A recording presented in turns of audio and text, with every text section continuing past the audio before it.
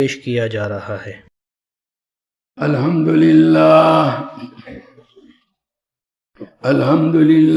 نحمده ونستعینه ونستغفره ونؤمن به ونتوکل علیہ ونعوذ باللہ من شرور انفسنا ومن سیئات اعمالنا من يهده الله فلا مضل له ومن يضلله فلا هادي له ونشهد أن لا إله إلا الله وحده لا شريك له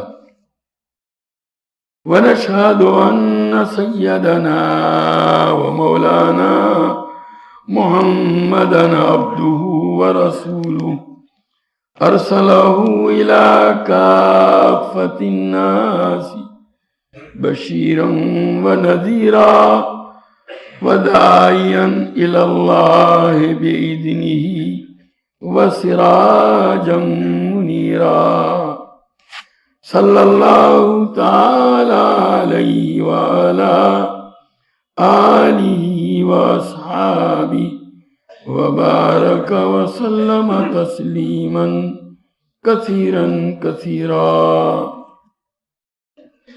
أما بعد فأعوذ بالله من الشيطان الرجيم بسم الله الرحمن الرحيم قل أعوذ برب الفلق من شر ما خلق ومن شر غاسق إذا وقب ومن شر النفاثات في العقد ومن شر حاسد إذا حسد بسم الله الرحمن الرحيم قل أعوذ برب الناس ملك الناس إله الناس من شر الوسواس الخناس الذي يوسوس في صدور الناس من الجنة والناس صدق اللہ العظیم۔ یہ قرآن پاک کی آخری دو صورتیں ہیں، سورہ فلق اور سورہ ناس۔ ان کو معوذتین بھی کہتے ہیں۔ معوذتین واو کی تشدید اور واو کے زیر کے ساتھ، یعنی آدمی کو اللہ کی پناہ دلانے والی۔ ان کو پڑھے گا تو اس کے نتیجے میں اللہ تعالیٰ آدمی کو اپنی پناہ میں لے لیتے ہیں۔ معوذ تو جس کو پناہ دی جاتی ہے وہ تو عام طور پر معوذتین بولتے ہیں، وہ درست نہیں ہے۔ معوذتین واو کے زیر کے ساتھ یہ صحیح قرار دیا گیا ہے۔ یہ دو صورتیں جو ہے ایک خاص نسبت سے اللہ تبارک و تعالیٰ نے نازل فرمائیں۔ اس سے پہلے ایک چیز بنیادی طور پر بتلا دوں کہ قرآن پاک میں بہت سی آیتیں، کئی صورتیں اور کئی آیتیں ایسی ہیں جو کسی خاص واقعے کے نتیجے میں اللہ تبارک و تعالیٰ نے نازل فرمائیں۔ کوئی سوال کیا گیا مشرکین کی طرف سے، یہود کی طرف سے، مسلمانوں کی طرف سے، اور اس سوال کے جواب کے طور پر اللہ تعالیٰ نے کوئی آیت، ایک آیت، چند آیتیں، کوئی سورت نازل فرمائی۔ جیسے حضور صلی اللہ علیہ وسلم سے پوچھا گیا تھا، مسلمانوں نے جب ابھی زکوٰۃ کا حکم نازل نہیں ہوا تھا تو کیا ہم خرچ کریں اللہ کے راستے میں، تو آیت نازل ہوئی وَيَسْأَلُونَكَ مَاذَا يُنْفِقُونَ قُلِ الْعَفْوَ۔ اے نبی، یہ لوگ آپ سے پوچھتے ہیں کہ اللہ کے راستے میں کیا خرچ کریں، تو آپ جواب دے دیجئے کہ جو مال تمہارے پاس بچے، تمہاری ضرورت تم نے پوری کر لی، جو بچا وہ یہاں بینک میں جمع کرانے کی ضرورت نہیں ہے، اس کو خرچ کر دو۔ وَلِلَفْ یہ زکوٰۃ سے پہلے یہ حکم نازل ہوا تھا۔ یا جیسے بخاری شریف میں روایت ہے، حضرت عبداللہ بن مسعود رضی اللہ تعالیٰ عنہ فرماتے ہیں کہ نبی کریم صلی اللہ تعالیٰ علیہ وسلم ایک مرتبہ مدینہ منورہ کی بنجر زمین خرابہ جو تھا وہاں سے گزر رہے تھے، میں بھی آپ صلی اللہ علیہ وسلم کے ساتھ تھا۔ وہاں کچھ یہودی بیٹھے ہوئے تھے تو کھڑے ہو گئے اور نبی کریم صلی اللہ علیہ وسلم کو دیکھ کر آپس میں باتیں کرنے لگے، ان سے پوچھیں، سوال کریں۔ یہودیوں کی عادت تھی، وہ شرارت کرتے رہتے تھے، نبی کریم صلی اللہ علیہ وسلم کو چھیڑتے رہتے تھے اور سوالات کرتے تھے، اور ان سوالات میں ان کا مقصد یہ ہوتا تھا کہ ہم ایسا سوال کریں جس کا یہ جواب نہ دے سکیں، تاکہ ہم کو یہ کہنے کا موقع ملے کہ یہ اگر اللہ کے سچے نبی ہوتے تو ہماری بات کا سوال کا جواب دیتے۔ تو اس لیے یہ حضور صلی اللہ علیہ وسلم کو دیکھ کر ان کو آپس میں شرارت سوجی، ایک دوسرے سے پوچھ رہا ہے ان کو سوال کریں۔ دوسرے نے کہا بھئی تمہیں تو معلوم ہے کہ یہ اللہ کے سچے نبی ہیں، تم پوچھو گے تو وہ جواب دیں گے، کائے کو پوچھتے ہو؟ یعنی تم جس مقصد کے لیے پوچھتے ہو تمہارا وہ مقصد تو حاصل ہونے والا نہیں ہے۔ پھر بھی کہا نہیں پوچھیں، تو پوچھا، روح کے متعلق سوال کیا انہوں نے، یہودیوں نے۔ حضرت عبداللہ بن مسعود فرماتے ہیں کہ نبی کریم صلی اللہ علیہ وسلم کے ہاتھ مبارک کے اندر یہ کھجور کی ایک ٹہنی تھی جس کو آپ ٹیک لگاتے ہوئے چل رہے تھے، جیسے ایسا ہوتا ہے ٹیک لگا کے آدمی چلتا ہے۔ انہوں نے جب سوال کیا تو حضور کھڑے ہو گئے اور آپ پر وحی نازل ہونا شروع ہوئی۔ وحی نازل ہوتے وقت نبی کریم صلی اللہ علیہ وسلم کی جو کیفیت ہوتی تھی، آپ کا چہرہ انور سرخ ہو جاتا تھا اور سخت سردی میں بھی آپ کی پیشانی مبارک سے پسینے کے قطرے موتیوں کی طرح لڑکتے تھے، خراٹوں کی سی آواز آتی تھی۔ وہ کیفیت شروع، حضرت عبداللہ بن مسعود سمجھ گئے کہ وحی نازل ہو رہی۔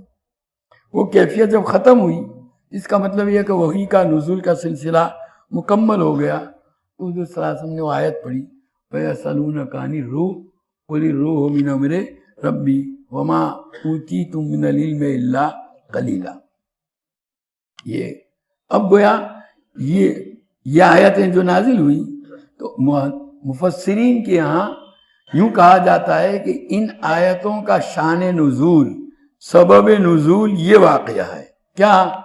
یہودیوں نے یہ سوال کیا اور اس کے جواب میں یہ آیتیں نازل ہوئی۔ یا پہلا جو قصہ میں نے بیان کیا کہ مسلمانوں نے یہ پوچھا کہ ہم کیا خرچ کریں، گویا اس کے جواب میں آیتیں نازل، یہ اس کا شان نزول ہے۔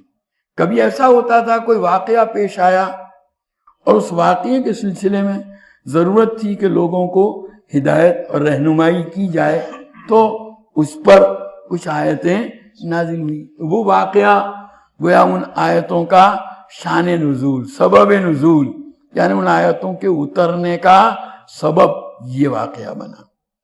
تو یہ خاص اصطلاحی لفظ ہے شان نزول، جس کا مطلب یہ ہے کہ اس آیت یا اس صورت کے اللہ تعالیٰ کی طرف سے اتارے جانے کا سبب یہ ہوا۔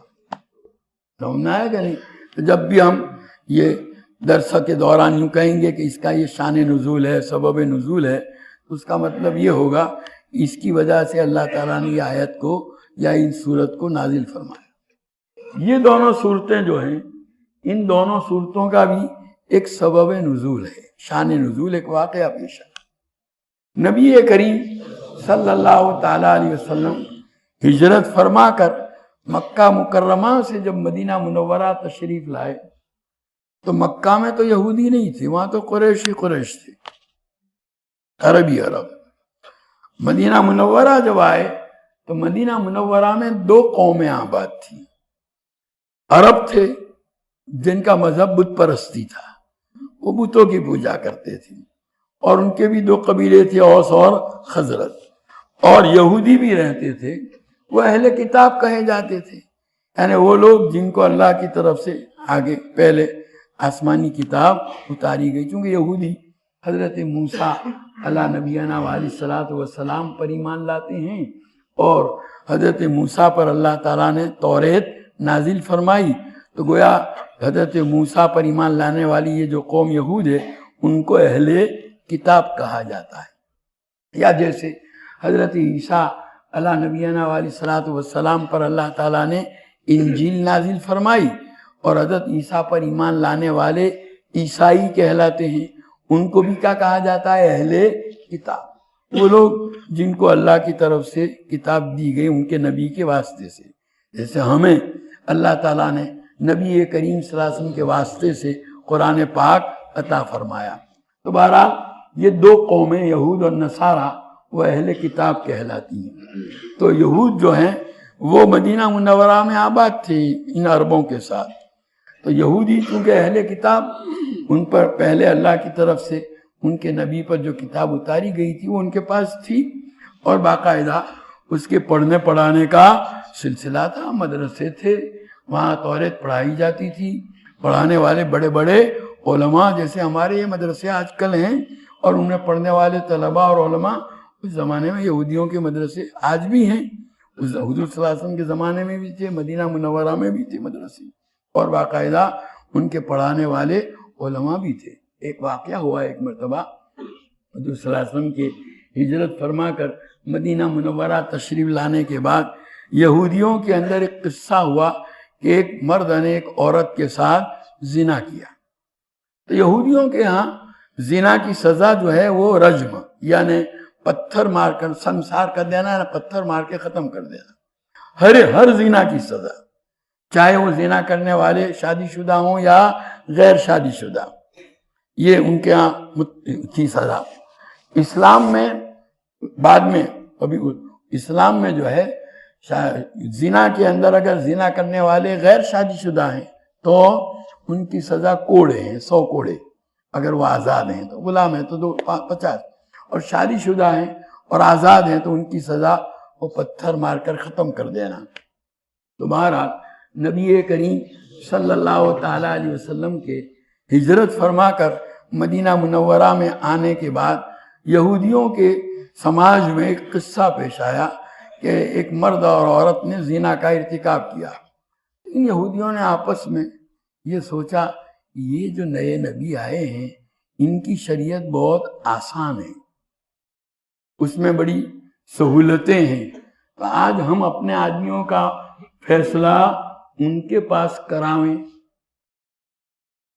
علامہ انور شاہ کشمیری رحمۃ اللہ علیہ اس موقع پر فرماتے ہیں کہ دیکھو کہ ان کی بیوقوفی دیکھو کہ اس دین میں داخل ہوئے بغیر اس دین کی جو فیسیلیٹی ہے اس سے فائدہ اٹھانا چاہتے ہیں۔ ارے بھائی پہلے ایمان تو لاؤ، مسلمان تو بنو، پھر اس دین کی سہولتوں سے فائدہ اٹھاؤ گے۔ مسلمان تو بنتے نہیں اور سہولت سے فائدہ اٹھانا چاہتے ہو۔ خیر یہ تو ایک بیچ میں جو ہے جملہ معترضہ زائد بات ہو گئی۔ بہرحال وہ آئے اور انہوں نے نبی کریم صلی اللہ علیہ وسلم کے سامنے اپنا یہ مقدمہ پیش کیا کہ یہ ہمیں دو آدمیوں نے جو ہے زنا کا مرد اور عورت نے ارتکاب کیا ہے، آپ ان کا فیصلہ کر دو۔ وہ یہ سمجھتے تھے کہ یہ جو فیصلہ کریں گے وہ بڑا آسان ہوگا، سہولت والا ہوگا۔ تو حضور صلی اللہ علیہ وسلم نے ان سے پوچھا کہ تمہارے یہاں اگر کوئی زنا کرے تو اس کی سزا کیا ہوتی ہے، تمہاری کتاب میں کیا حکم ہے؟ انہوں نے یوں کہا، بخاری شریف میں واقعہ موجود ہے، تو انہوں نے یوں کہا کہ ہمارے یہاں تو کوئی زنا کرتا ہے تو اس کو سواری کے اوپر الٹا بٹھاتے ہیں، منہ کالا کرتے ہیں اور جو ہے اس کا ڈھنڈورا پٹوا دیتے ہیں۔ سمجھا ہے کہ نہیں؟ ایک طرح کا گویا اس کا فجیتا کروا دیا، ہو گئی سزا۔ تو یہ انہوں نے کہا، تو حضور صلی اللہ علیہ وسلم نے فرمایا تمہاری کتاب میں یعنی توریت کے اندر یہ پتھر مار کے ختم کرنے والا، سنساری والا، رجم والا حکم نہیں ہے؟ تو کہا نہیں ہے۔ ان کا جو عالم تھا ابن سوریہ، جو بڑا مدرس تھا وہاں کے مدرسے میں، وہ آیا، وہ ساتھ آیا تو ہماری کتاب میں یہ نہیں ہے۔ تو اس مجلس میں حضرت عبداللہ ابن سلام رضی اللہ تعالیٰ عنہ جو پہلے یہودی تھے اور بہت بڑے عالم تھے یہود کے، तौरेत से वाकिफ थे, उन्होंने कहा तो क्या तौरेत में आयत रजमा नहीं, लाओ तौरेत लाओ, फातु बित तौरात फतलुहा इन कुंतुम सादिकीन, तौरात लाओ पढ़ो अगर तुम अपने दावे में सच्चे हो। तो वो तौरेत लाए, और वो जो उनका आलिम था वही पढ़ता है। तो उसने क्या किया, जो आयत रजम थी उस पर अपनी हथेली यूं रख दी और आगे पीछे का पढ़ने लगा। मैं तो ये किस्सा इसलिए बयान कर दूंगा, वो उनका जो बड़ा मुदर्रिस था, मदरसे का हेड मुदर्रिस, वो जो बड़ा आलिम था, तो मालूम हुआ उनके यहाँ मदरसे थे, सब पढ़ाई भी होती थी। खैर, और किस्सा इसको ये बयान करने के लिए मैंने तो खाली किस्सा, तो मेरा जो असल मकसद था वो तो पूरा हो गया, लेकिन किस्सा पूरा कर देता हूँ ताकि फिर आपको ये न रहे, इंतजार न रहे कि आगे क्या हुआ फिर तो उसने वो अपनी हथेली हाथ रख करके ऊपर नीचे का पढ़ रहा है। तो हजरत अब्दुल्लाह इब्न सलाम रदी अल्लाह तआला अन्हु जो ईमान ला चुके थे, मुसलमान हो गए थे, उसने उसका हाथ पकड़ के वहां से हटाया कि ये पढ़ने, ये क्या है नीचे आयत रज़्म थी जिसमें वो संसारी का हुक्म था। तो फिर आयत रज़्म निकली, कहाँ ये रज़्म का हुक्म है। हुज़ूर ने फरमाया जब रज़्म का हुक्म है तो करो रज़्म। वो जो सोच करके आए थे कि कुछ आसान फैसला होगा, उन्होंने सोचा क्या सोच के गए थे, होगा या क्या। उल्टा हम अपने यहाँ रखते तो वो अपना वो, हालांकि उन्होंने तौरेत के हुक्मों में फेरफार कर दिया, तारीफ कर दी थी, रद्दो बदल कर दिया था। और ये जो काला मुंह करके ये करते थे वो उनकी शरीयत का हुक्म नहीं था। बहरहाल उन्होंने सोचा कि हम अगर इसी तरह रद्दो बदल वाला करते तो फायदे में रहते, ये तो मार खानी पड़ी। चुनांचे हजरत अब्दुल्लाह इब्न उमर रज़ी अल्लाह तआला अन्हुमा फरमाते हैं कि वहाँ मस्जिद नबवी के पड़ोस में जहाँ जनाजे पढ़े जाते थे वहाँ इन दोनों को जो है रज़्म किया गया। खैर, मैंने तो ये किस्सा ये बतलाने के लिए बयान किया था कि उनके यहाँ भी मदरसे थे, उलमा थे। तो कहने का हासिल ये है कि ये यहूद जो हैं वो नबी करीम सल्लल्लाहु अलैहि वसल्लम के और मुसलमानों के दुश्मन। हुज़ूर सल्लल्लाहु अलैहि वसल्लम जब हिजरत फरमा करके मदीना मुनव्वरा तशरीफ लाए तो आपने बाकायदा ये जो अरब थे यानी औस और खजरत के लोग, वो तो ईमान लाए ही थे। तो आपने इन यहूदियों के साथ बाकायदा जो है सुलह का एक किया, मामला किया, आपस में सुलह की, पैकेट बाकायदा पूरा, और कि हम आपस में अमन अमान के साथ रहेंगे, आपस में लड़ेंगे नहीं, और एक किसी के दुश्मन के मुकाबले में उसकी मदद एक दूसरे की नहीं करेंगे, ये तय हुआ था। और जो है लेकिन यहूदी उन्होंने ये सुलह तो की थी आपस में, लेकिन अंदरूनी तौर पर बहरहाल वो मुसलमानों को और नबी करीम सल्लल्लाहु अलैहि वसल्लम को तकलीफ पहुंचाने का काम करते रहते थे। और जैसा कि मैं पहले बतला चुका हूं कि हालांकि यहूद यकीन के साथ जानते थे कि हुजूर अकरम सल्लल्लाहु ताला अलैहि वसल्लम अल्लाह के सच्चे रसूल हैं, सबसे आखिर में जिन पैगंबर को अल्लाह भेजने वाले थे, नबी आखिर ज़मान खातमुन नबीयीन, वो यही हैं। उनकी तौरेत में बाकायदा उसकी बशारत सुनाई गई थी कि अल्लाह ताला नबी आखिर ज़मान को भेजेंगे, उनकी ये निशानियाँ होगी। वो सारी निशानियाँ वो देख रहे थे अपनी किताब के अंदर जो थी उसके मुताबिक, और उसकी वजह से उनको इस बात का यकीन था। चनांचे रिवायतों में आता है कि जब हुजूर अकरम सल्लल्लाहु ताला अलैहि वसल्लम हिजरत फरमा करके मदीना मुनव्वरा आए तो आपका पहला क़याम कुबा में रहा। कुबा में आप 14 या 24 रोज तक ठहरे। उसी ज़माने में जो है कबीले बनु नज़ीर का एक सरदार था, हुई बिन अख्तब, ये उम्मुल मोमिनीन हज़रत सफ़िया रज़ी अल्लाह ताला अन्हा का बाप, उसका हुई बिन अख्तब बड़ा यहूदी, बड़ा आलिम भी था और बहुत ये था, दबदबे वाला था। तो हुजूर सल्लल्लाहु अलैहि वसल्लम जब हिजरत फरमा करके आए न और आपका क़याम कुबा में रहा, तो फौरन वो आपका इम्तिहान लेने के लिए और ये देखने के लिए कि ये वही नबी हैं, बाकायदा कुबा गया और रात आपके साथ गुजारी। सुबह को जब आया घर तो उसके भाई के साथ बातचीत हुई, तो भाई ने पूछा ये वही है? वही यानी आखिरी नबी जिनके मुतालिक हमारी किताबों में पेशिन गोई दी गई है? तो कहा वही है। तो कहा ईमान लाना? ईमान नहीं लाएंगे हम।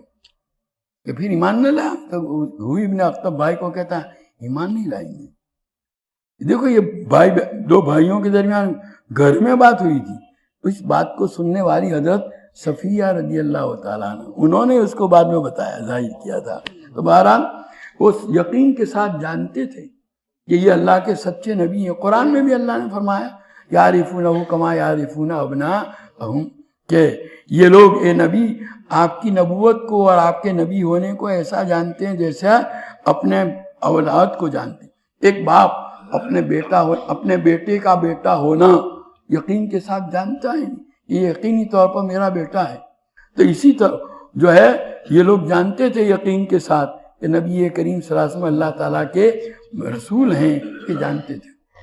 بلکہ اس سے بھی زیادہ ایک مرتبہ حضرت عمر رضی اللہ تعالیٰ عنہ نے حضرت عبداللہ ابن سلام رضی اللہ تعالیٰ عنہ سے, جو ایمان لا چکے تھے, پوچھا اس آیت کے متعلق یعرفونہ کما یعرفون ابناءہم, کہ یہ لوگ حضور صلی اللہ علیہ وسلم کا نبی ہونا ایسا جانتے ہیں جیسے اپنے بیٹوں کا بیٹا ہونا جانتے ہیں. تو حضرت عمر نے حضرت عبداللہ ابن سلام سے پوچھا اس آیت کے متعلق کہ کیا برابر ہے, یہی ہوا؟ کہا اس سے بھی بڑھ کر. تو اس پر حضرت عمر نے پوچھا اس سے بڑھ کر کا کیا مطلب؟ کہا اس کے بڑھ کر کا مطلب یہ ہے کہ بھئی ایک باپ اپنے بیٹے کا بیٹا ہونا اس لیے جانتا ہے کہ یہ میری بیوی کے پیٹ سے پیدا ہوا ہے, لیکن ہو سکتا ہے کہ اس کی بیوی نے خیانت کی ہو اور کسی دوسرے سے تعلق قائم کیا ہو اور اس کا نطفہ حمل کے طور پر ٹھہر گیا, اس سے پیدا ہوا. یہ تو اپنا بیٹا اس لیے سمجھتا ہے نا کہ اس کی بیوی کے پیٹ سے یہ نکلا ہے, آگے اندر کی جو بات ہے وہ تو اس کو نہیں معلوم. تو کہتے ہیں کہ باپ بیٹے کے بیٹا ہونے کا جو یقین ہے اس میں تو یہ گڑبڑ ہو سکتی ہے, لیکن ان کے اللہ کا رسول ہونے میں کوئی دوسرا سوال ہی نہیں پیدا. حضرت عمر رضی اللہ تعالیٰ نے کہا اللہ آپ کی آنکھیں ٹھنڈی کرے. خیر, تو بہرحال یہ یہودی حضور صلی اللہ علیہ وسلم کا نبی ہونا یقین کے ساتھ جانتے تھے, لیکن ایمان نہیں لائے. کیوں نہیں لائے؟ جیسا کہ میں پہلے بتلا چکا ہوں, حسد کی وجہ سے. کائے کی وجہ سے؟ اس لیے کہ اللہ تعالیٰ نے توریت میں, انجیل میں اور اگلی آسمانی کتابوں میں اور دوسرے صحیفوں میں بھی نبی کریم صلی اللہ تعالیٰ علیہ وسلم کے آنے کی خبر تو دی تھی کہ یہ آخری نبی آئیں گے, ان کی نشانیاں بھی بتلائی تھی, لیکن یہ نہیں بتلایا تھا کہ یہ کون سے خاندان میں آئیں گے.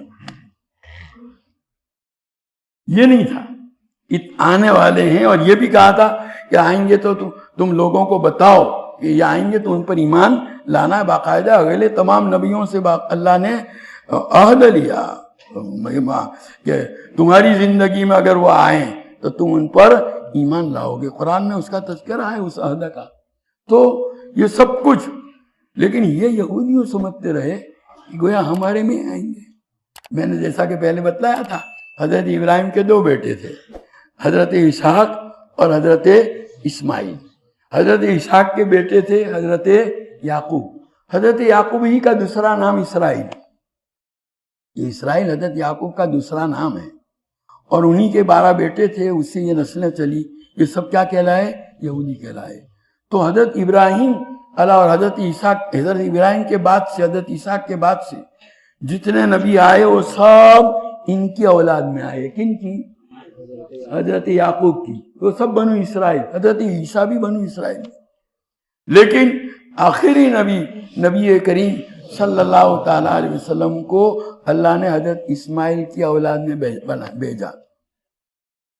وہ سب کے اوپر بھاری ہو گئے. ایک نبی آئے اسماعیل کی اولاد میں, لیکن وہ سارے سینکڑوں نبیوں کے بھاری. ظاہر ہے آخری نبی تھے. تو یہودی یوں سمجھتے تھے کہ یہ تو نبی جیسے اور اب تک نبی ہمارے ہاں بنو اسرائیل میں آئے, بنی اسرائیل ہی میں آئیں گے. کون سے؟ آخری نبی. لیکن انہوں نے جب دیکھا کہ یہ تو بنو اسماعیل میں آئے, بنو اسماعیل میں آئے, اسماعیل کی اولاد میں آئے, عربوں میں آئے, تو ان کو ہو گیا حسد کہ ہم میں کیوں نہیں آئے. آج دنیا میں ایسے لوگ موجود ہیں جو یوں سمجھتے ہیں کہ یہ خوبی کمال ہمارے اندر ہونا چاہیے, دوسرے کے اندر چاہتا ہے تو وہ ماننے کے لیے تیار نہیں ہوتے. یہی بات یہودیوں والی فطرت, سمجھنا ہے کہ نہیں. تو یہاں یہودی اس لیے ایمان نہیں لائے کہ یہ اس میں ان کی اسماعیل کی اولاد نہیں ہے, کائے کو آئے, بنی اسرائیل میں کیوں نہیں آئے بس. اور بلکہ اتنا زیادہ ان کو اس معاملے میں اتنی شدت دشمناوٹ کہ وہ حضرت جبریل سے بھی دشمناوٹ کہ یہ وہی ان کے پاس لے کے کیوں آئے. حضرت جبریل کوئی اپنی مرضی سے وہی لائے حضور کے پاس, اللہ کے حکم سے لائے, لیکن وہ یوں کہتے ہیں کہ یہ ان کے پاس لے آئے, وہاں دوسری جگہ بھیجنی تھی, جیسے کہ یہ شیعہ کہتے ہیں ایسا. خیر دوبارہ کہنے کا حاصل یہ ہے کہ یہودیوں کو نبی کریم صلی اللہ تعالیٰ علیہ وسلم کے ساتھ بڑی دشمناوٹ تھی. حالانکہ شروع میں جب حضور صلی اللہ علیہ وسلم ہجرت فرما کر کے مدینہ منورہ تشریف لے گئے تو بہت سے احکام میں حضور ان کی موافقت, اللہ کی طرف سے کوئی صریح یا کھلا حکم نازل نہ ہوا ہو, جو بات ابھی مبہم رہی ہو, تو حضور صلی اللہ علیہ وسلم یہودیوں کی موافقت کو پسند کرتے تھے, اس لیے تاکہ ان کی دل جوئی ہو اور وہ اسلام کی طرف کیا ہوں, مائل ہوں. لیکن بعد جتنی ان کی دل جوئی کی گئی وہ اتنے زیادہ اور اکڑتے گئے اور ان کی دشمناوٹ اور زیادہ شدت اختیار کرتی گئی, یہاں تک کہ ایک وقت آیا کہ حکم دیا گیا کہ اب ان کی مخالفت کرو. سمجھا ہے کہ نہیں؟ خیر تو بہرحال یہ یہودی حضور اکرم صلی اللہ علیہ وسلم پر اسی حسد کی وجہ سے کہ یہ بنو اسماعیل میں کیوں آئے, بنو اسرائیل میں کیوں نہیں آئے, ان کو آپ پر ایمان نہیں. حالانکہ ان کو سب کو یقین تھا کہ یہ آخری نبی جن کی بشارتیں, علامتیں, نشانیاں بتائی گئی, وہ ساری نشانیاں دیکھ رہے ہیں, جان رہے ہیں, تو ابھی ماننے کے لیے تیار نہیں.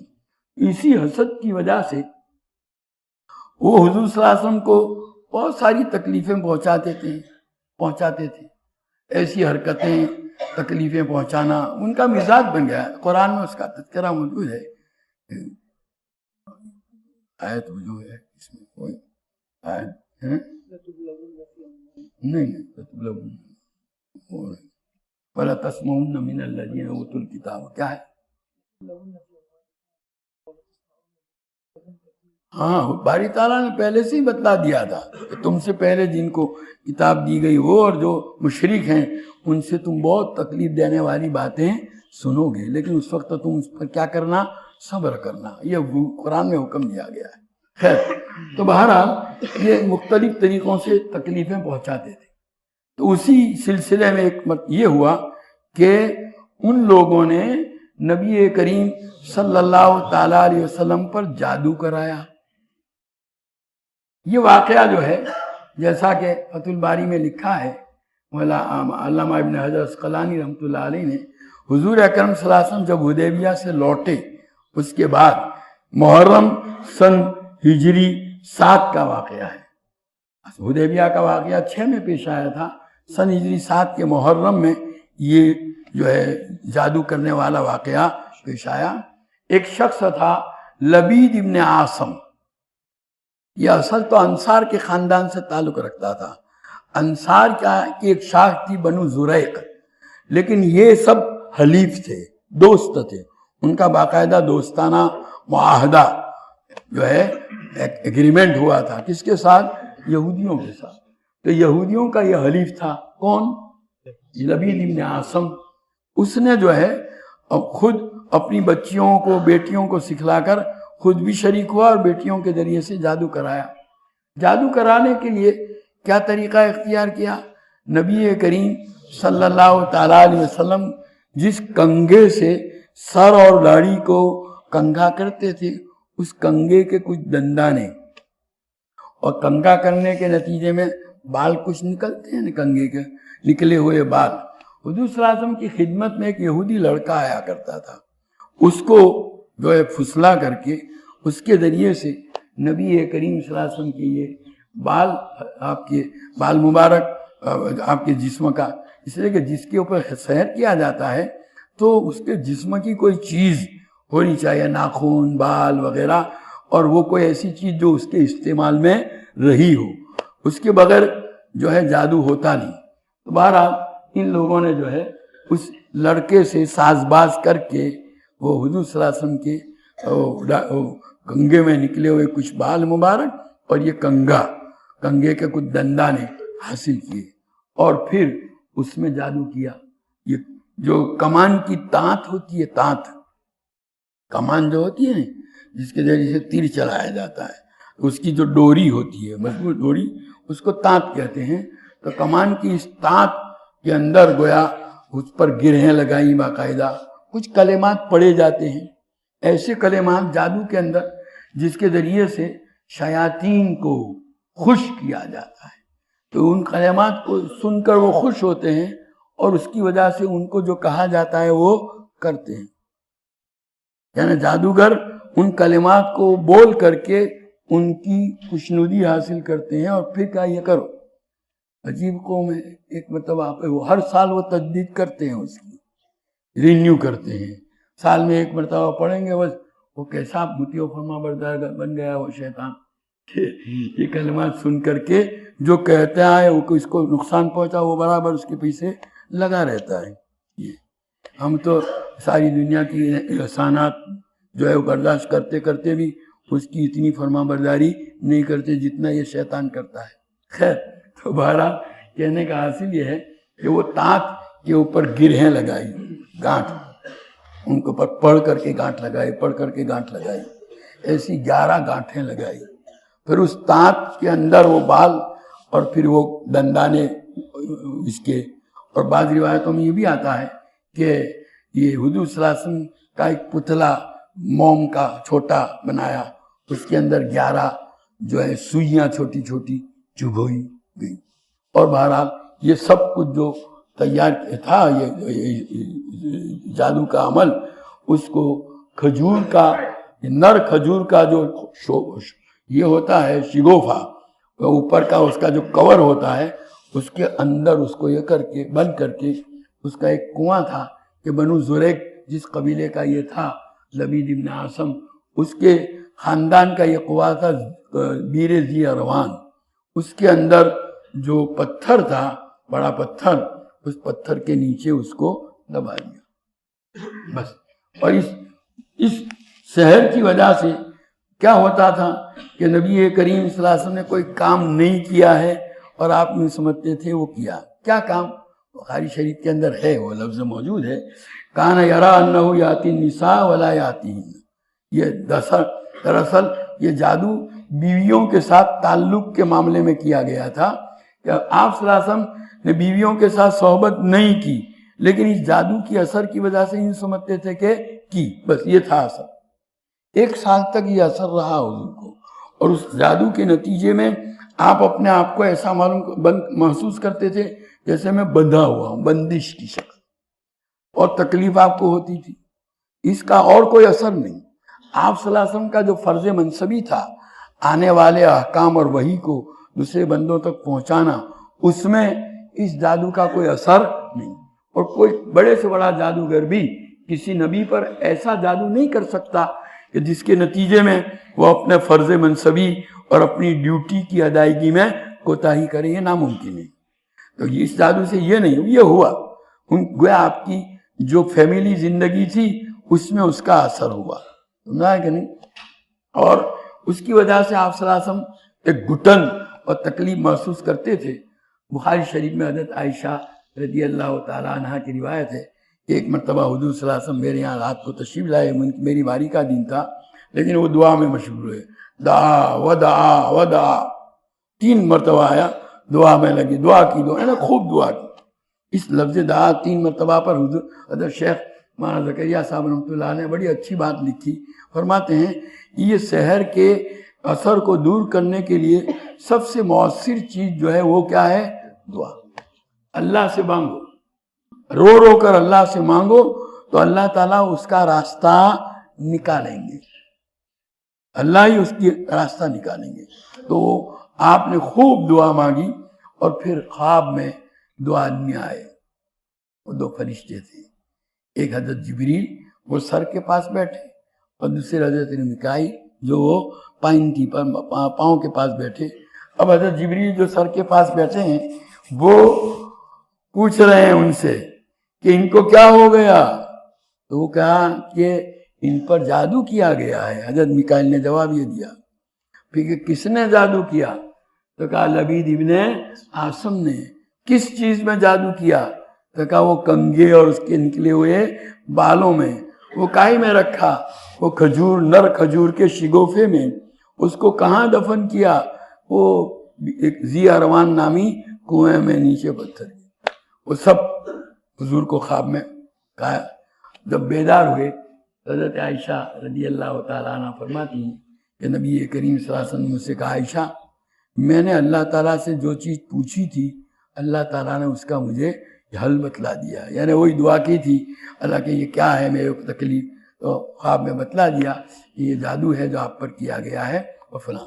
حضور صلی اللہ علیہ وسلم اپنے مخصوص صحابہ حضرت علی، حضرت عمار رضی اللہ تعالیٰ عنہ اور دو اور ان کو لے کر وہاں گئے. سب کو نہیں، وہاں لے کر گئے اور وہ اندر سے نکالا. وہ جو تھا وہ لائے، اس کو یہ کر کے وہ جادو جس طرح کیا جاتا ہے اس کی ترکیب جو ہوتی ہے نا، اس کا سیٹنگ، اس سیٹنگ کو ادھر ختم کر دو تو جادو کا اثر بھی کیا ہو جاتا ہے، ختم ہو جاتا ہے. چنانچہ وہ ترکیب ختم کر دی گئی، سیٹنگ ختم کر دیا، اس کو ایک جگہ دفن کر دیا. اس کا حضور صلی اللہ علیہ وسلم نے دوسرے مسلمانوں کے سامنے بھی اظہار نہیں کیا. حضرت عائشہ رضی اللہ تعالیٰ عنہ فرماتی ہیں میں نے عرض کیا کہ اللہ کے رسول آپ نے لوگوں کو کیوں نہیں بتلایا؟ لوگوں کو بتلا دینا کہ اس آدمی نے یہ حرکت کی ہے. تو نبی کریم صلی اللہ علیہ وسلم نے فرمایا کہ مجھے اللہ نے شفا دے دی اور میں نہیں چاہتا، وہ منافق تھا وہ آدمی، میں نہیں چاہتا کہ کسی آدمی کے خلاف فتنہ بھڑکاؤں، اس لیے کہ اگر میں اظہار کر دیتا تو صحابہ کو حضور کے ساتھ جو محبت تھی کہ حضور کے پسینے کے قطرے کی جگہ پر اپنے خون کو بہانے والے، وہ پھر اس کے تو جو ہے ٹکڑے ٹکڑے کر ڈالتے ہیں. تو حضور صلی اللہ علیہ وسلم نے یہ نہیں کہا، اخیر تک پتہ نہیں چلنے دیا کسی کو. سمجھا ہے کہ نہیں؟ اور وہ آپ کی مجلس میں آتا تھا منافق، تو بھی آپ نے اس کے ساتھ کوئی بدسلوکی نہیں فرمائی، ویسے اپنائی. یہ حضور صلی اللہ علیہ وسلم کے اخلاق ہے. آپ کی یہ تعلیم بھی گویا اس طرح ہو تو اپنے دشمن کے ساتھ اس طرح کا معافی کا معاملہ. آپ نے ایسا معاف کیا کہ بتایا بھی نہیں لوگوں کو. سمجھا ہے کہ نہیں؟ یہ اور آج کیا ہوتا ہے، حالانکہ آپ کو یہ جادو کس نے کیا، کس طرح کیا، وہ کائے کے ذریعے سے بتایا گیا تھا، وحی کے ذریعے. اس لیے نبی کا خواب بھی کیا ہوتا ہے، وحی. حضرت جبریل اور میکائیل نے آ کر کے بتلایا تھا اللہ کے حکم سے. تو بھی یعنی یہ بات یقینی کہ کون آج کس نے جادو کیا، کوئی بات یقینی. یہ عامل لوگ ہیں، عامل لوگوں کو بھی چاہیے کہ یہ کسی کو یہ نہ کہیں کہ فلاں نے کیا. آپ علاج کر لیجئے جو علاج ہونا چاہیے وہ. اس لیے کبھی کوئی عامل کہے نا کہ فلاں، اب یہ نہیں. لوگ بعض مرتبہ اس چکر میں پڑتے ہیں کہ بتاؤ نہیں کس نے کیا. نہیں، یہ جن چیزوں کے ذریعے سے عامل معلوم کرتے ہیں وہ کوئی وحی نہیں ہے. شریعت نے کسی کے خلاف ثبوت کے لیے یا تو کیا رکھا کہ وہ آدمی خود کیا کرے، اقرار کرے کہ میں نے یہ حرکت کی ہے، یا دو گواہ جو عینی گواہ جنہوں نے اپنی آنکھوں سے یہ دیکھا ہو، اپنے کانوں سے سنا ہو، گواہی دیں تو کسی چیز کا ثبوت ہو سکتا ہے. ان دو کے علاوہ کوئی تیسرا طریقہ کسی ثبوت کا نہیں ہے. خالی عامل کہہ دے تو حضرت شاہ ولی اللہ صاحب دہلوی رحمۃ اللہ علیہ نے، حضرت تھانوی رحمۃ اللہ علیہ امداد الفتاویٰ میں حضرت شاہ ولی اللہ صاحب دہلوی کا یہ نقل کیا ہے. القول الجمیل میں ایک جگہ پر حضرت شاہ ولی اللہ صاحب رحمۃ اللہ علیہ نے یہ جو چوری کے معلوم کرنے کا عمل بتلایا ہے حاضرات والا، تو اس کے نیچے یوں لکھا ہے کہ یہ اس لیے نہیں ہے کہ کسی پر آپ الزام لگاؤ، بلکہ اس لیے ہے تاکہ اس کے ذریعے سے آپ اندرونی طور پر تحقیق کر کے چپکے سے اس کو حاصل کر لو. چپکے اس کو بھائی دیکھو پتہ چلا ہے کچھ، وہ مان لے ٹھیک ہے، ورنہ اس طرح قطعی اور یقینی طور پر اس پر الزام لگانا، چونکہ یہ کوئی شرعی ثبوت نہیں. شرعی ثبوت دو ہی ہیں جیسا کہ میں نے بتلایا، وہ آدمی خود اقرار کرے یا شرعی طور پر دو گواہ نیک صالح عادل مسلمان گواہی دیں، تب بات بن سکتی ہے. تو نبی کریم صلی اللہ علیہ وسلم، دیکھو ہم لوگوں کے لیے بڑا اس کے اندر سبق ہے کہ حضور صلی اللہ علیہ وسلم کو اللہ تعالیٰ نے گویا وحی کے ذریعے بتایا، اس کے باوجود آپ نے اظہار نہیں کیا اور اس آدمی کو کوئی تکلیف نہ پہنچے، آپ نے اس کا خاص خیال کیا. اور ہم خالی گمانوں کی بنیاد پر کیا کیا کر ڈالتے ہیں لوگوں کے ساتھ. یہ اور دوبارہ یہ اس طرح یہ جو ہوا، اس کے بعد پھر اللہ تعالیٰ نے حضرت جبریل کے ذریعے سے یہ 2 صورتیں نازل فرمائیں، سنا ہے کہ نہیں؟ اور اس میں 11 آیتیں ہیں، پہلی سورہ فلق میں 5 ہیں اور سورہ ناس میں 6 ہیں۔ تو حضور صلی اللہ علیہ وسلم نے اس کو پڑھا، آپ پڑھتے جاتے تھے اور یہ جو گرہیں تانت کے اوپر 11 لگائی گئی تھی وہ کھلتی جاتی تھی، اور وہ جو پتلا موم کا بنایا گیا تھا اس میں جو سوئیاں اندر چبھی گئی وہ بھی نکلتی جاتی تھی۔ جب یہ عمل ہو گیا، حضور صلی اللہ علیہ وسلم نے حضرت عائشہ رضی اللہ تعالیٰ عنہ سے فرمایا کہ ایسا معلوم ہوتا تھا کہ میں بندھا ہوا ہوں، کھل گیا، بندش کھل گئی اس چیز کی وجہ سے۔ تو بہرحال یہ جادو کے لیے یہ عمل اللہ تعالیٰ نے نازل فرمایا ہے، اس کے علاج کے لیے بھی اگر آدمی یقین کے ساتھ اس کو انجام دے تو اس سے انشاءاللہ فائدہ ضرور ہوگا۔ اور حضور اکرم صلی اللہ تعالیٰ علیہ وسلم کے اس گویا آپ کے عمل میں ہم لوگوں کے لیے بڑا سبق ہے۔ اب جادو کا مسئلہ بھی ہے، جاننا چاہیے ضرور کہ جادو کا کیا حکم ہے۔ تو دیکھو جادو جو ہوتا ہے، جن طریقوں سے جادو کیا جاتا ہے اس میں کچھ باتیں آدمی کچھ کلمات پڑھتا ہے، کچھ بول بولتا ہے، اور جیسا کہ میں نے کہا وہ بول ہوتے ہیں جس کے ذریعے سے ان شیاطین کو کیا کیا جاتا ہے، خوش کیا جاتا ہے، اور اس کے نتیجے میں وہ اس کو عمل کر کے وہ فلاں جس پر جادو کیا جا رہا ہے اس کو تکلیف پہنچاتے ہیں۔ تو وہ اکثر تو وہ کفریہ باتیں ہوتی ہیں، یعنی اس جملے کے زبان سے نکالنے کی وجہ سے آدمی ایمان سے نکل جاتا ہے۔ بہت سی مرتبہ کچھ اعمال کرواتے ہیں، خون، یا بعض مرتبہ تو بچوں کو باقاعدہ اغوا کر لیتے ہیں، قتل کرتے ہیں، ان کی بلی چڑھاتے ہیں بعض دیویوں کے اوپر، اور اسی طریقے سے جو ہے قرآن کو نجاست کے اندر ڈالتے ہیں۔ یہ اس کے بغیر جادو سیکھ ہی نہیں سکتا۔ اسی لیے عام طور پر جادو کے اندر ایسا کام یا ایسی بات کی جاتی ہے جس کے نتیجے میں آدمی ایمان سے نکل جاتا ہے۔ تو بہرحال یہ بہت خطرناک چیز ہے، اور اس کی وجہ سے اگر یہ کفریہ کلمہ ہے یا کفریہ عمل ہے تو اس سے ایمان سے نکل جائے گا۔ اگر ایسا کفریہ نہیں ہے تو بھی وہ حرام ہے، اور حضور صلی اللہ علیہ وسلم نے فرمایا ہے کہ تم 7 ہلاک کرنے والی چیزوں سے اپنے آپ کو بچاؤ۔ اس میں ایک جادو کو بھی ذکر کیا ہے، حرام ہے، اعلیٰ درجے کا حرام، اور اسلامی حکومت میں اگر اس کے اوپر ثابت ہو جائے زہر یا جو ہے وہ اپنے اقرار کر لے تو اس کے لیے بڑی سخت سزا مقرر کی گئی ہے۔ تو بہرحال یہ جادو جو ہے عام طور پر آدمی کو، جو لوگ سیکھتے ہیں، عورتیں زیادہ طور پر اس میں ملوث ہوتی ہیں، لیکن وہی اس کی نتیجے میں نعوذ باللہ آدمی ایمان سے نکلتا ہے، اس لیے وہ بڑی خطرناک چیز ہے۔ اللہ تعالیٰ حفاظت فرمائے۔ تو یہ آیتیں اللہ نے 11 آیتیں دونوں صورتوں میں نازل فرمائی، اور اس کی وجہ سے اس کے ذریعے سے اللہ تعالیٰ نے وہ جو سحر کا اثر تھا آپ صلی اللہ علیہ وسلم کے اوپر اس کو دور فرمایا۔ اللہ تعالیٰ ہم سب کی حفاظت فرمائے۔ یہ بیان آپ کی خدمت میں www.muftiahmedkhanpuri.com کی طرف سے پیش کیا جا رہا ہے۔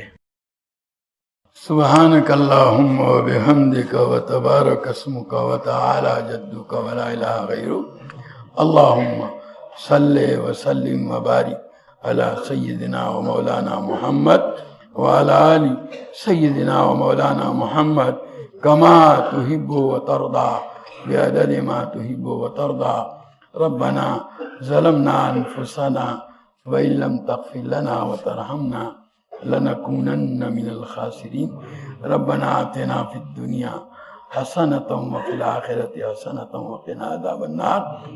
اللهم وفقنا لما تحب وترضى من القول والعمل والفعل والنية والهدى۔ ربنا تقبل منا إنك أنت السميع العليم وتب علينا إنك أنت التواب الرحيم۔ وصلى الله تعالى على خير خلقه سيدنا ومولانا محمد وآلہ وصحبہ اجمعین۔ یہ بیان آپ کی خدمت میں www.muftiahmedkhanpuri.com کی طرف سے پیش کیا جا رہا ہے۔